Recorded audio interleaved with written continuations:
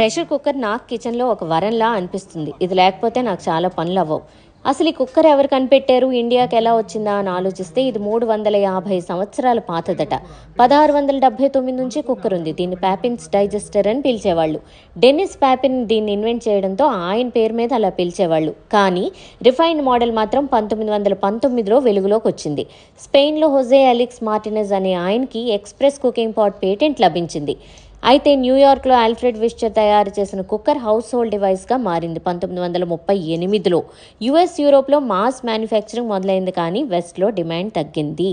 ఇండియాలో కుక్కర్స్ లేవా అంటే ఇండియాలో ఒక టైప్ ఆఫ్ కుక్కర్స్ ఉండేవి. ఇందు మత్లబ్ మలిక్ అని కోల్కతాకు చెందిన ఆయన ఒక స్టీమ్ కుక్కర్ ఇన్వెంట్ చేశారు. వాటిని ఐసీఎంఐసీ కుక్కర్స్ అని పిలిచేవాళ్ళు. ఈ స్టీమ్ కుక్కర్ని సంతోష్ కుక్కర్స్ అని మార్కెట్లో అమ్మేవాళ్ళట.